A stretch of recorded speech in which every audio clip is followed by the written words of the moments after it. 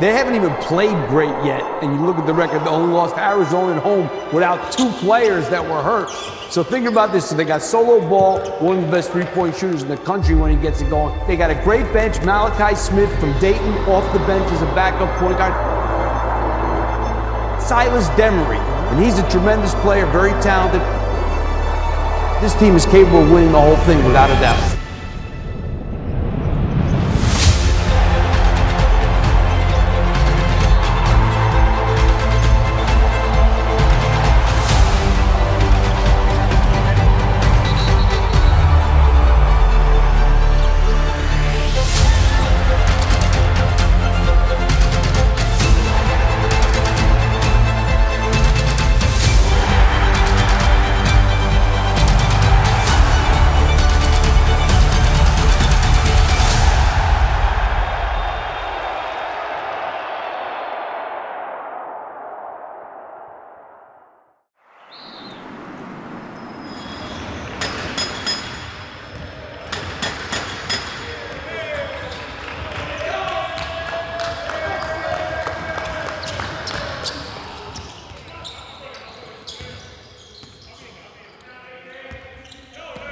Once the season ended, we knew summer workouts were around the corner. Just looking at the roster, we had a lot of new guys come in this year. Just making sure they adjust well to the UConn standard, adjust well to the coach and staff, and really just understand what journey that we want to take on. And I thought the summer was really good. We got in a lot of live reps, and we got a lot better as a team and developed that team chemistry that we needed.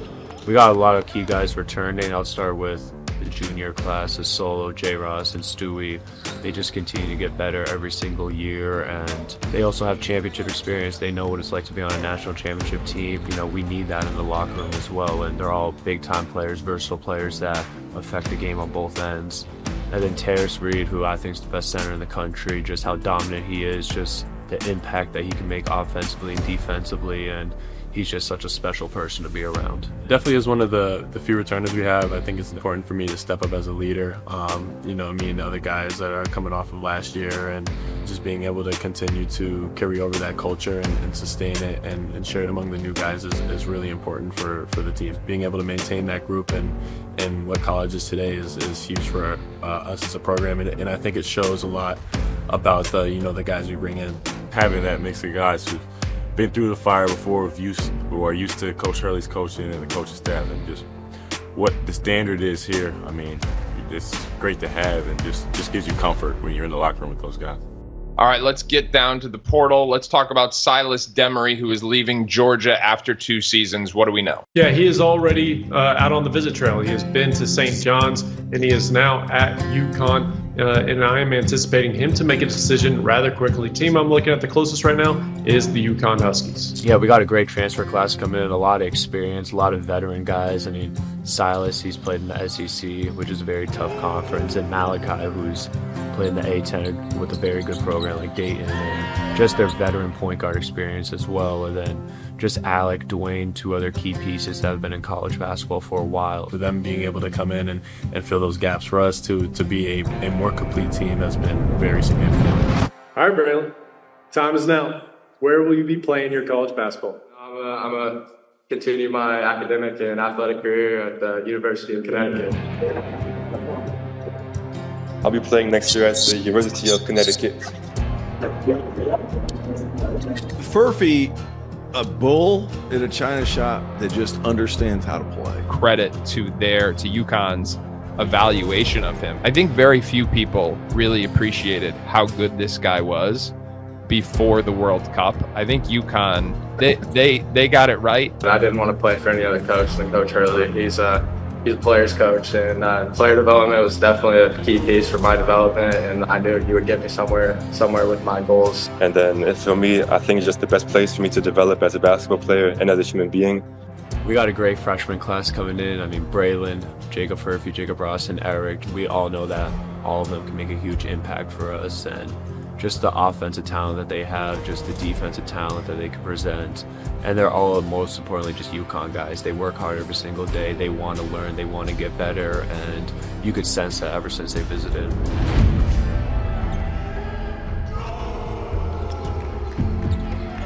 The Huskies have never played a non-conference schedule like the one they are going to play next season.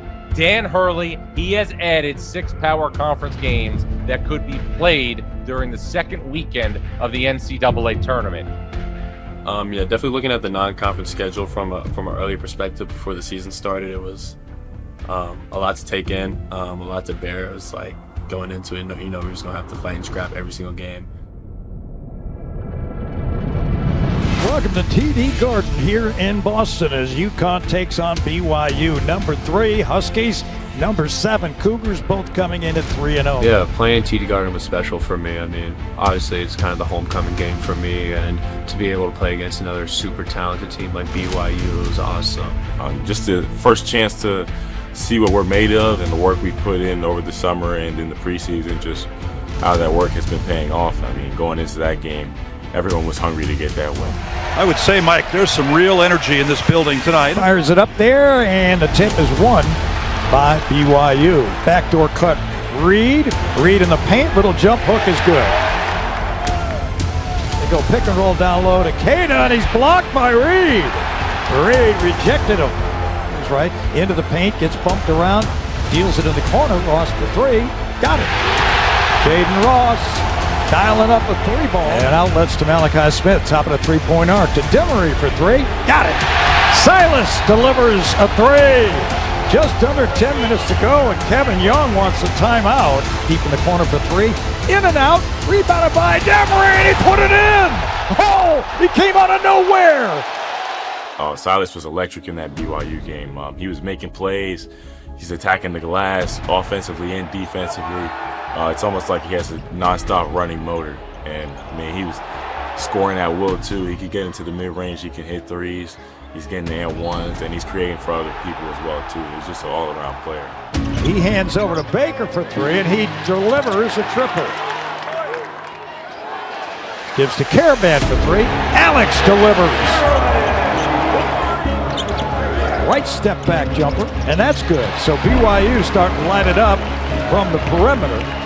52-39 UConn. Back the other way, Ross for 3. And Ross delivers a triple. And now BYU wants a timeout. We had control for pretty much most of the game. We got up 20, but then BYU made a comeback. They made a run. They're a super talented team. We knew that would happen. Go down low to Reed. Reed back to the basket. They look to double. Oh, great feed. He shoveled it to Jalen Stewart. He attacks Ross into the paint. Fades away. Made it. Demery into the paint. Little fade away. Good. On the baseline. 10-footer. That's big. He's trying to beat ball off the dribble. He lost it. Silas Demery picked his pocket. And it ended up in Ball's hands with 10.9 left. So UConn hangs on to win it 86-84. The Huskies will remain undefeated on the season at 4-0. We learned a lot from that game. We learned how to deal with adversity, but at the end of the day, we stuck together and we found a way to win. Playing against a team like that early in the year, you just kind of don't know what to expect, but our guys really dug down deep and we ended up, getting that out, and it was a huge win for us. My name is Mike Nardi.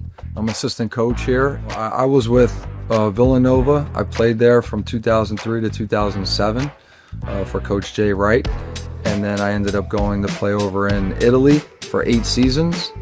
And then I came back in 2015, 2016 and started my coaching career.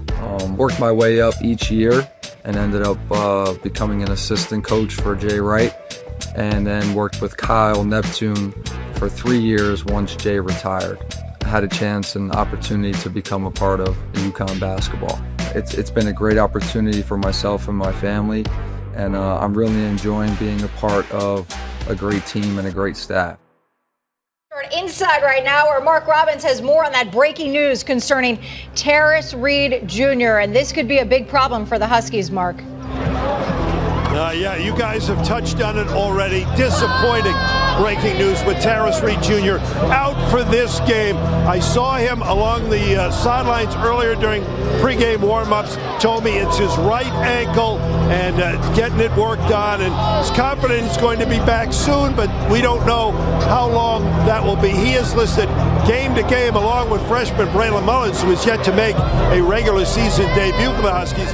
Starting the season out without Braylon and T. Reed, it was definitely tough. But we've always had the mentality of next man up. Being able to play guys like Eric get Eric big minutes early on in huge games is going to be huge for us in the long run in the season. And having so many different guys on the team, just different weapons offensively and the versatility defensively, I think that's what truly makes this team so special. And we can only do that with the health of our team, and we got to make sure everyone's healthy on a daily basis. You can see our full strength for sure. We have everybody, and it's scary.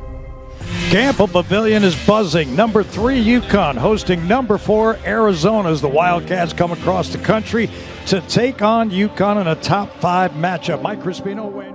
Yeah, looking at the Arizona game, I think the biggest thing was the way Eric stepped up. I mean, he did not look like a freshman in that game at all. Riba wins the tip, and they hand it back to Silas Demery. And that was his first real test against like a top 5 team, and like starting, I mean, he pulled through big. He knew the type of game it was going into it, and as a freshman, me personally, I don't know how I would have handled that, coming into such a big role, playing heavy minutes against some of the top big men that we've seen in a long time. And the way he filled in and stepped in as a freshman, I mean, it was like no other transition I've ever seen, to be honest with you. What a lob, and Riba undercutting, scores anyway. 2 and a foul.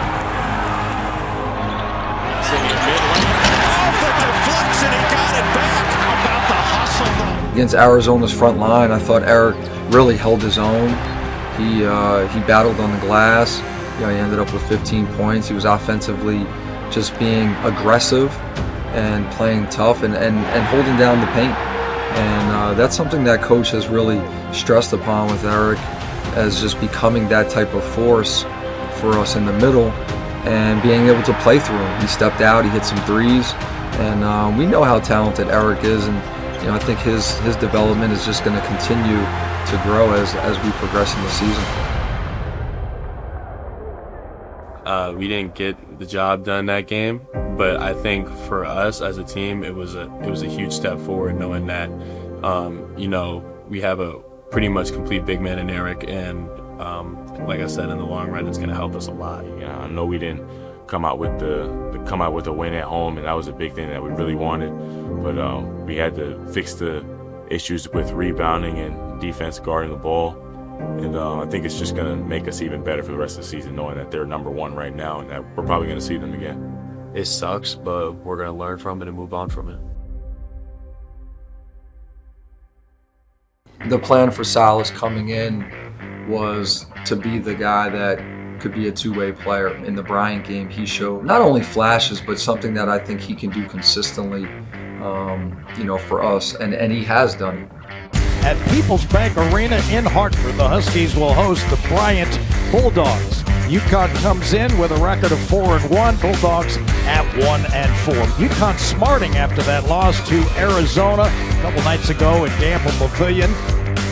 And it's won by Riba, back to Caravan, who flips it over to Silas Demery. Starts right-hand dribble, attacks the rim, goes to the basket along the baseline. Jalen Stewart on the corner for 3, off the dish from Demery, and UConn leads 3-0. Yeah, Silas has definitely changed the culture tremendously. The way he can make plays for others and create for himself too creates a whole different dynamic for the offense and the defense that we have. Playing with Silas, he just makes things so much easier for you as a player on the court. He does a lot of the little things that a lot of people don't necessarily always see, but he can get going, he can score the ball whenever he wants, but he's the type of guy that's a team first guy. He wants to get the team involved and do all the little things that's going to lead to winning. And he's the type of player that can make plays on the ball and off the ball on both sides of the floor, and I think it can really ignite our offense and our defense and get other guys playing off of him. he's just going to continue to get better and better. He's had big-time performances, whether that's the triple-double against Bryant or what he did in Boston against BYU, just the big-time plays that he's made as a UConn point guard. And, you know, it's his first year in the program. He's going to continue to get better. Now he looks down low to Rybo, makes the catch and dunk, and there you go. The triple-double for Demery on the assist. He needed another one. He's got 10. 10, 10, and 10. Very nice symmetry numbers. Oh, no. First trip, no, but a career, baby. The Illinois game was awesome. I mean, playing at Embassy for the first time, Store South as UConn, it was unbelievable. Just the atmosphere that we had there and against a really good Illinois team. On a 40-degree afternoon in New York City on the day after Thanksgiving, we welcome you to the world's most famous arena, Madison Square Garden, for a battle of two ranked teams, the number 13 Illinois Fighting Illini and the number 5 UConn Huskies. Beautiful start for Solo Ball. To the outside world, there was a lot of pressure just because of coming off the loss to Arizona. But I think Coach's message to the guys were, you know, let's just keep getting better, and let's also use this opportunity to really, you know, go out and play in a place where we're familiar with, and we're going to have a huge crowd, and we're going to have a lot of support.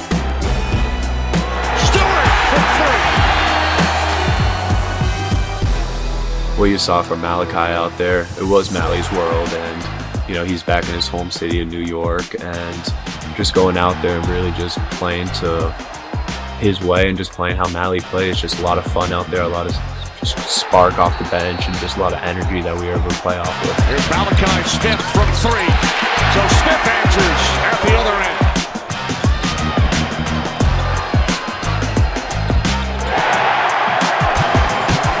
For the rebound, Rava comes away with it, so a new 20. And now Smith. Oh, it's good! Draws the foul! It's a 3! Foul by Davis! Malachi Smith! UConn 74-61 over the Fighting Illini.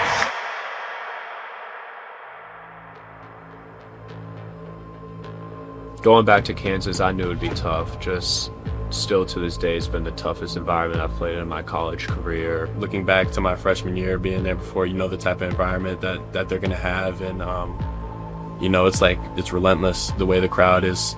The noise in there, the fans, I mean, they make it a super tough place to play in. And I remember that when I played there in my 24 season, just how difficult of an environment it was. So one of my personal goals was to go back in there and really get revenge for that team, and at the same time make history with this team, where this program hadn't beaten Kansas before, and we wanted to do that. We wanted to check that off our list. Here at Allen Fieldhouse, John Shambi and Fran Fraschilla. Fran, we are treated here tonight to two of the blue bloods of college basketball, and a couple of teams with designs on winning a national championship. Yeah, no question about it. This is a typical Allen Fieldhouse top 5 team coming in. For UConn, their first true road game, and what a test. Both these teams playing a monstrous non-conference schedule. The place is rocking.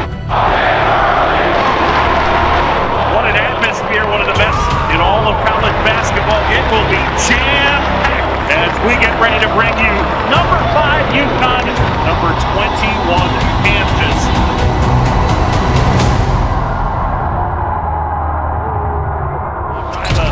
Contested, rebound pulled down by Stewart. And Ball able to hit. Solomon Ball knocks it down. Demery feed inside, Rybo puts it in, and UConn with the lead. Kicks out eventually. McDowell buries a 3. McDowell got it. Ball finds Rybo. Right hand is good. Rybo with a good look, and tremendous freshman jump. And a great move to the basketball ball. 2 more for him, and he's got 4 new players onto the court, as well as the freshman you mentioned, Braylon Mullins. Yeah, Bray was awesome in that game. You know, and it's no surprise to us because we just know what type of player he is and how dynamic he is shooting the basketball. But he did a lot of great things in that game and rebounded and guarded. and be in that game environment was really an awesome experience for him. Killer, and a good steal by Mullins. Basket, and it's blocked. Mullen collects and puts it in. Switching. Mullins way downtown. Oh, got it. Oh boy. Yep. That is good looking, and he gets 5 from his head coach. 30-second timeout. Bounds up ahead to Jake Ross. Solo ball knocks it down. It's a 2. That's great offense right there. And that is the way the first half comes to a close. Kansas hitting just 3 of their final 12 shots as the second half is underway. Inside, Ryba puts it in. And that's a good adjustment right there by UConn. Mullins. And that one collected. Mullins again. Got it. You know that kid's got confidence. Mullins goes baseline, flips it up and under. How about that? In just his second college game. Could have hoped for that's long. Oh, and it's good. Hammerman at the basket, and UConn has the lead. First lead since the Huskies were on top 9-7. When they need him most, he delivers. How about this kid? Freshman has 15. Oh boy. Mullins 2 more. Offensive foul. UConn leading it by a point. Corner, Mullins. And the putback is good. Demery sweeping in. Ball handling from the free throw line. Got it. UConn by 3. Here from Allen Fieldhouse. Ball launches and hits. Biggest lead of the night for UConn. It's 6, 55-49. Absolutely rocking here to the floor. Mullins comes away with it, and a foul on Bidunga. Inside Caravan, ball fake, bucket, and he wanted the foul. UConn leading it 59-56, 23.2 to go. Turns, flips it up, wouldn't fall, rebounds Mullins, he's fouled. Braylon Mullins here in this one, 17 for the freshman. Jackson fires up a 3, that wouldn't fall. Mullins has it, and UConn comes into Allen Fieldhouse at number 5, knocks off Kansas. That game at Kansas, Braylon stepped up big time for us. For that to be his second collegiate game and basically get thrown into the fire at Allen Fieldhouse, I mean, it just speaks a lot to who he is as a player and his character, just going in there, making big time plays offensively, defensively, and just stay composed as a freshman was special to see. Yeah, I mean, for him to step up to the line and have a chance to ice the game, those are the moments that you want as a player, whether it's to go ahead, whether it's to tie it, or just close out the game. You want to be put in that position, and that's what you work for. And you know, there was no doubt in our minds that he was going to come through in that moment, and I was super excited to see him knock him down, and you know, for us to walk away with the win. Just, you know, playing great all-around basketball. He's not only shooting the ball great, but he's doing the things on defense that we need him to get done. Within the offense, he's playing great. It was just amazing to see his poise as well in that game, and you know, he's in a lot of ways, I like to think, like a silent assassin, and to be able to see him go out there and do what he did was fantastic.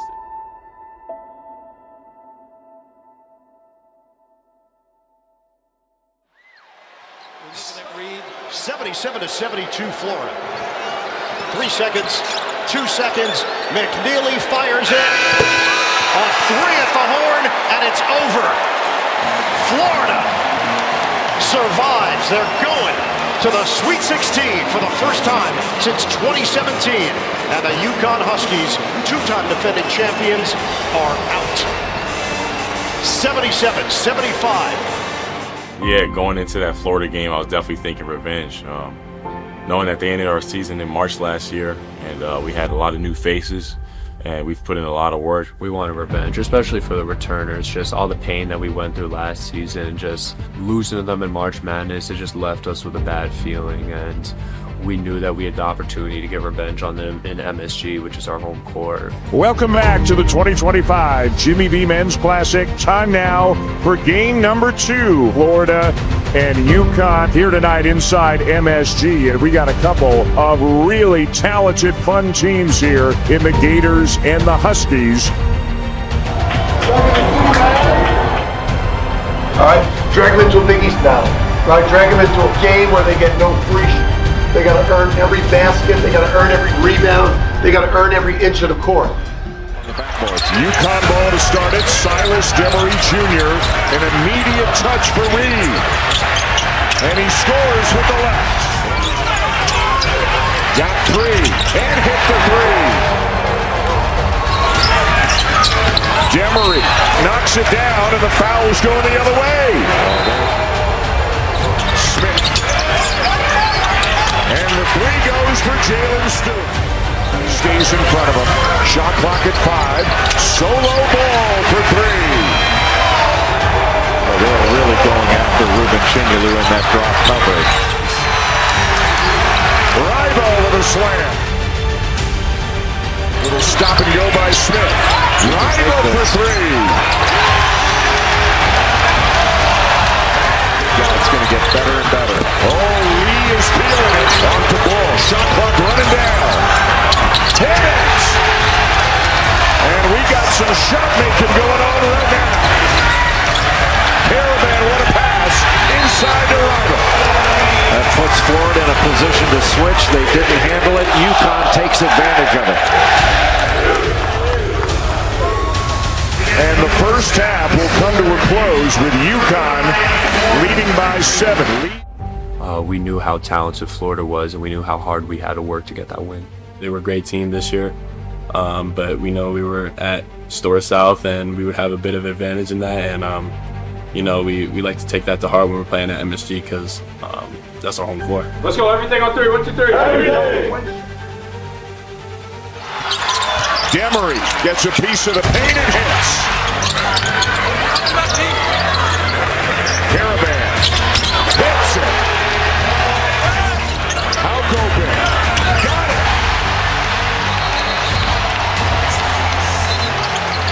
Mullins looking to get going. Hits a tough shot. Chinyelu with a nice little jump hook.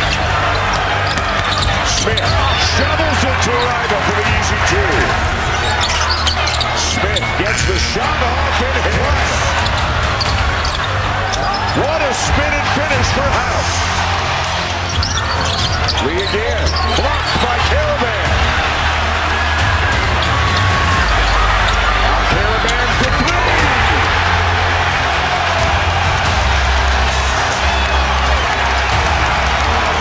What a sequence for Caravan. And what a scene here at Madison Square Garden. Ball. Count it. Oh, that's a heck of a combo. Tough angle for House. Smith in transition. The Euro, the reverse.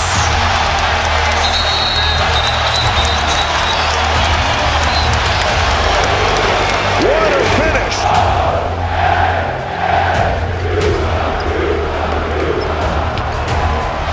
Looking for space.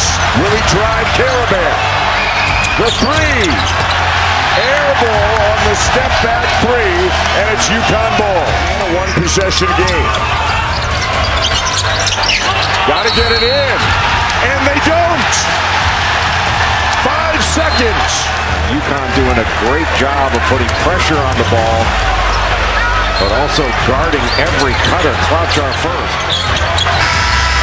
And this one is over as UConn comes up with a victory. What a battle here tonight at the Garden.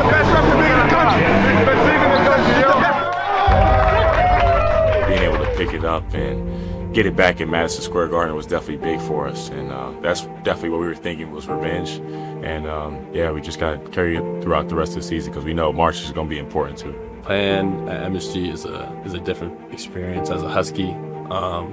You know, playing there during the non-conference, going into the Big East, and you know, you can't wait to play in the tournament because it's like it's a bit of an advantage in a way when we go there and we play there, but there's no type of energy like playing down there in New York, man. It's special. Yeah, I mean, our non-conference was super tough. I believe it was the best one in the country, and going from highly intense game to another highly intense game, it could be tough, but we all came here to UConn to play those type of games, and we know how special those big non-conference games are, and we want to take advantage of every opportunity that we have. So having a big-time program like Texas come onto our home court, we want to take advantage of that and put on a show for our fans. For the UConn Huskies, they'll take on the Texas Longhorns here in Hartford. Yeah, I mean, the game against Texas was really us trying to continue to be the team that we want to and work towards that. And when you get, performances from that, from, Alex and Solo. He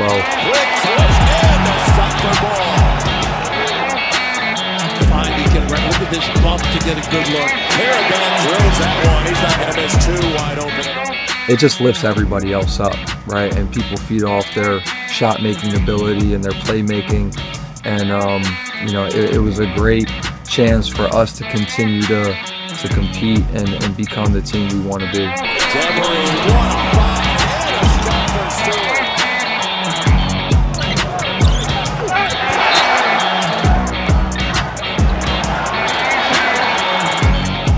Another good dribble drive. Jaden Ross, poster.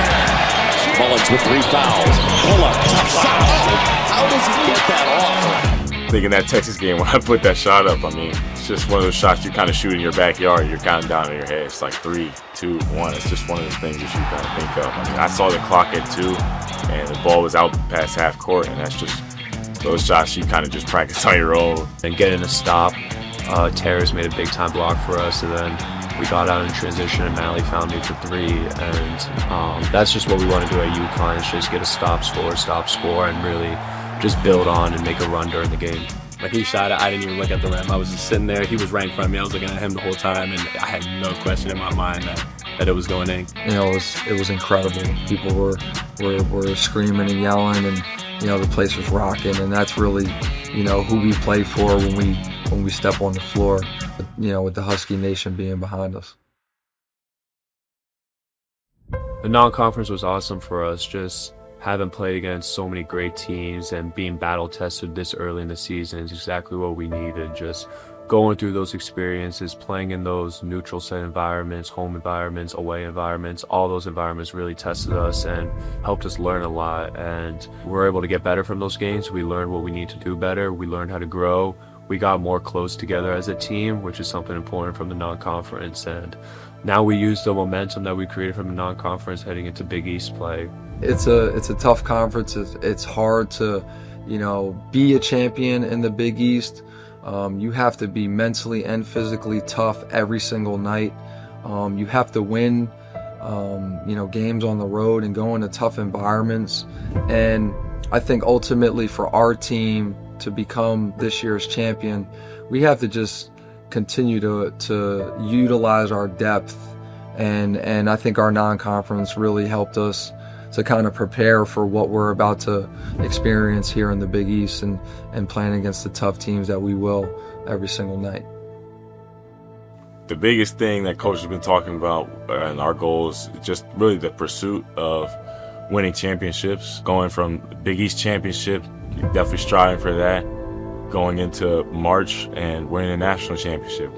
Definitely feel like we have the capabilities to do that. We have a really talented team this year, a lot of pieces, and our chemistry is just slowly building, and we still have so much more improvement to go too. So if we're doing this right now, I think we can be even better come March. We got really big goals here at UConn. We got really high standards, as you can see from past teams. So we know that every single day when we come in here is going to take everything 100% on and off the floor, whether that's in the film room, in the weight room, on the court, in the training room. We know it's going to take everything to get what we need.